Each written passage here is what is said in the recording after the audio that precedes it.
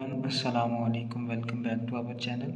आज के लेक्चर में हम डिस्कस करेंगे श्मिट रीअरेंजमेंट, जिसमें हम कार्बोक्सिलिक एसिड को अमाइन के अंदर कन्वर्ट करेंगे। तो वीडियो को लास्ट तक लाजमी देखिएगा और हमारे चैनल को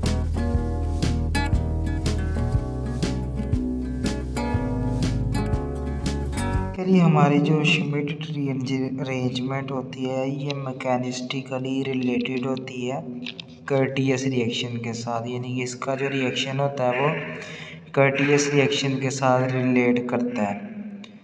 और ये वन स्टेप रिएक्शन होता है जिसके अंदर कन्वर्जन होती है। हमारा हाइड्रोजोइक एसिड को यूज़ किया जाता है in the presence of concentrated sulphuric acid, यानी कि हमारे पास दो रिएक्टेंट होंगे और एक कैटलिस्ट होगा।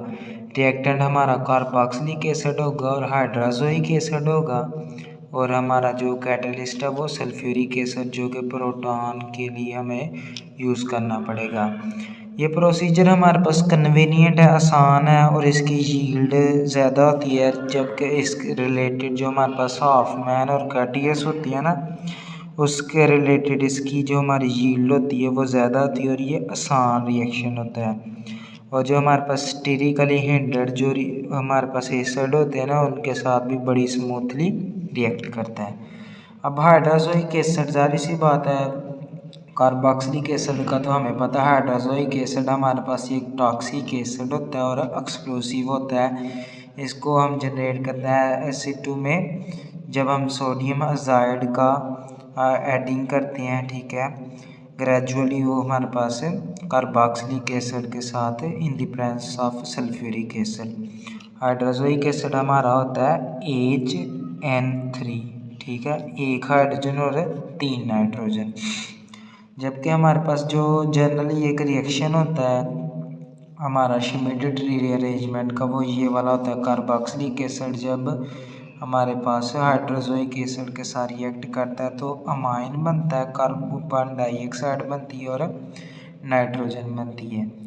इसका जो हमारे पास मैकेनिज़्म होगा उसको हम अगर डिस्कस करना चाहें तो इस मैकेनिज़्म के डिफरेंट स्टेप्स हैं। सबसे पहला स्टेप हमारे पास होता है प्रोटोनेशन ऑफ कार्बोक्सिलिक एसिड। जो हमने सल्फ्यूरिक एसिड यूज़ किया था वहाँ से प्रोटॉन जो होगा उसके ऊपर ये ऑक्सीजन अटैक करेगा और ये ऑक्सीजन के 3 बॉन्ड ये पॉजिटिव हो गया। ये क्या करेगा, ये ऑक्सीजन जो हमारे पास है फिर ये पॉजिटिव बन जाएगा। नेक्स्ट स्टेप के अंदर हमारे पास एडिशन होगी हाइड्रोजोइक एसिड की और उसके अंदर जो प्रोडक्ट जो हमारी बनेगी वो होगी प्रोटोनेटेड असाइल एजाइड।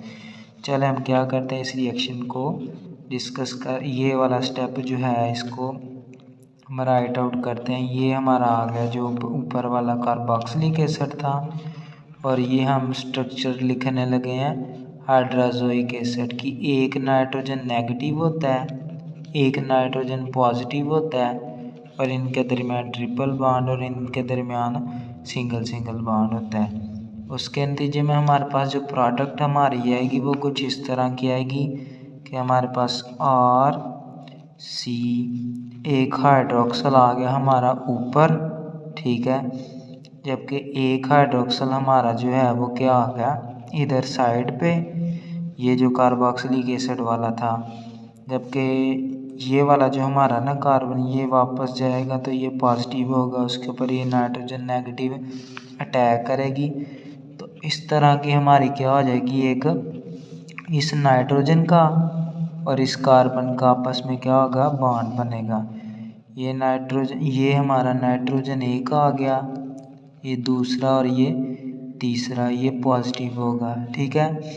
तो उसके बाद क्या होगा, हमारा ये जो प्रोटॉन यहाँ से हाइड्रोक्सल निकलेगा, यहाँ से प्रोटॉन निकलेगा, ये इलेक्ट्रॉन लेके जाएगा और ये इलेक्ट्रॉन दे के जाएगा। जबकि इसके नतीजे में हमारे पास क्या होगा, वाटर का रिमूवल -H2O, और उसके साथ साथ हमारी जो प्रोडक्ट होगी वो कुछ इस तरह बनेगी, RCOH ऊपर आ जाएगा, ठीक है। एक OH चला गया तो ये नाइट्रोजन के साथ वाला बॉन्ड आ गया, ठीक है। और यहाँ हमारा क्या आ जाएगा, सॉरी, यहाँ जब ये देख जाएगा तो ये डबल बॉन्ड बन जाएगा इन दोनों के दरमियान।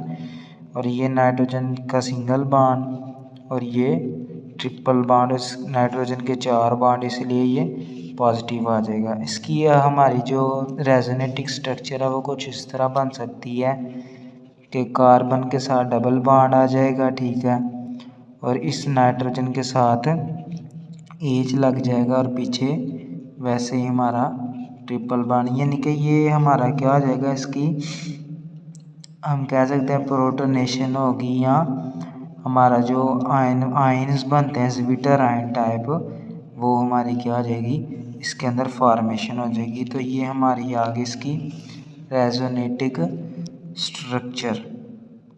उसके बाद हमारा जो लास्ट स्टेप होगा ना, उसके अंदर हमारा ये वाली जो पहले प्रोडक्ट आई है NH, ठीक है, nitrogen positive triple bond nitrogen, यहाँ से हमारा ये जो है ये रिमूवल हो जाएगा नाइट्रोजन का, ठीक है, और उसके नतीजे में हमारी क्या चीज़ बनेगी, RC डबल बॉन्ड ON और H।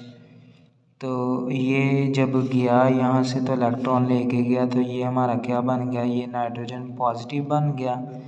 तो उसके नतीजे में हमारा ये क्या होगा, ये इलेक्ट्रॉन देख जाएगा, तो ये इलेक्ट्रॉन ये क्या हो जाएगा, यहाँ शिफ्टिंग हो जाएगी, किसकी माइग्रेशन हो जाएगी इसकी, हमारा जो अल्काइल ग्रुप है ना, तो क्या हुई, हमारी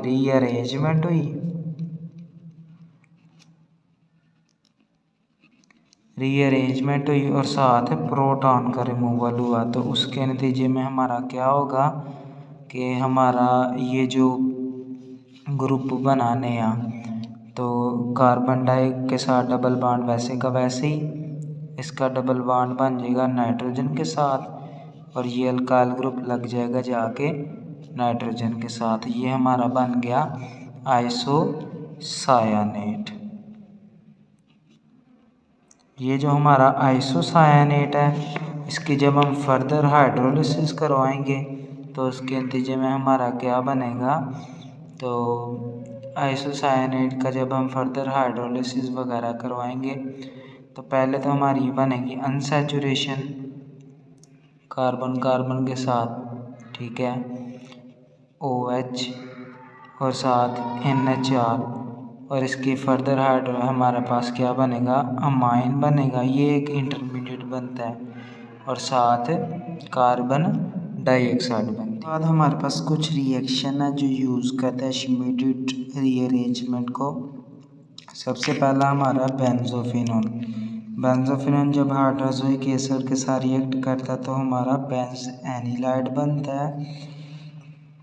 जब एसिडोफेनॉन हाइड्रोक्लोरिक एसिड के साथ सल्फ्यूरिक एसिड की मौजूदगी में रिएक्ट करता है तो एसिड एनिलाइड बनता है हमारे पास, यानी कि वो पीछे वाली जो है जो भी चेंज आ जाए आगे हमारा क्या होगा, NH ग्रुप लग जाएगा और उसके साथ, तो ये रीअरेंजमेंट का यहाँ हमारे पास फिनाइल ग्रुप रीअरेंज हो रहा है और यहाँ हमारा डिफरेंट ग्रुप की हमारी क्या हो रही है, रीअरेंजमेंट होगी। हमारा जो कीटोन का हाइड्रोलिसिस जो ऊपर अमाइड की हमें पता है कि क्या देती है, अमाइन देती है। तो ये 2 स्टेप प्रोसीजर होता है कि हम कीटोन्स को अमाइन के अंदर कन्वर्ट कर दें।